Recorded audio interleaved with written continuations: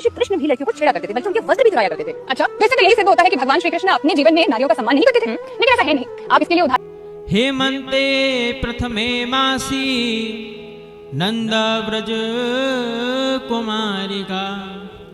ध्यान दीजिए कि यहाँ पे कुमारिका शब्द का प्रयोग किया गया है।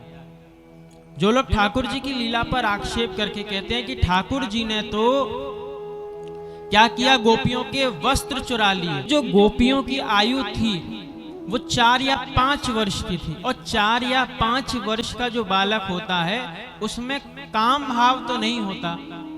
तो ठाकुर जी की आयु 5-6 वर्ष की होगी तो उसमें काम भाव नहीं दिख पड़ता। आज कलयुग में भी यदि 5-6 वर्ष का बालक है तो उसमें काम भाव नहीं आता। ठाकुर जी ने वस्त्र चुराए, यहाँ पे ये समझना चाहिए कि ठाकुर जी हैं साक्षात ईश्वर और गोपियां हैं जीव, और उनके जो वस्त्र ठाकुर जी ने चुराए वो हैं अविद्या। अविद्या रूपी वस्त्र का ठाकुर जी ने हरण किया। कात्यायनी देवी की आप पूजा कर रही हैं और उसमें भी जल के अंदर नग्न स्नान कर रही हैं, ये तो दोष है।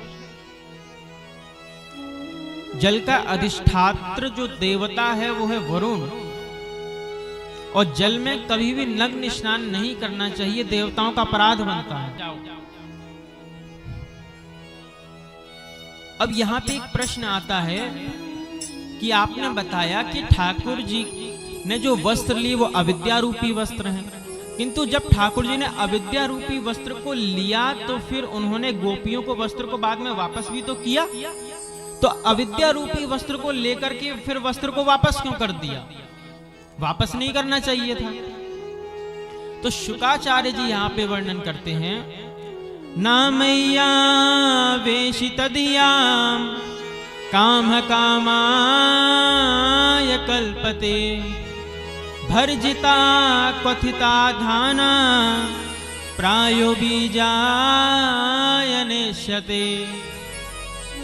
भर्जिता क्वथिता धाना, मैंने आपको एक धान दिया और आपसे कहा कि कोई ऐसी व्यवस्था कीजिए इस धान की कि इसको जमीन में गाड़ने से ये पुनः उगे ना।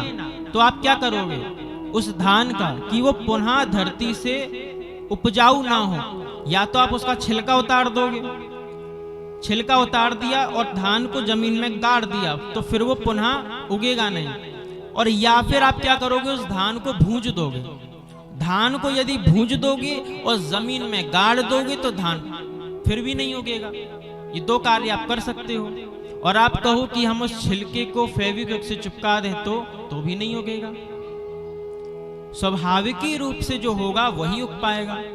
तो जिस प्रकार से जो धान है यदि आप उसको भूंज दोगे तो वो पुनः नहीं उगेगा, ठीक उसी प्रकार से एक बार ठाकुर जी ने गोपियों के वस्त्र ले लिए और फिर उस अविद्या का नाश करके पुनः उनको दे दिया तो फिर उसमें कोई दोष नहीं आएगा।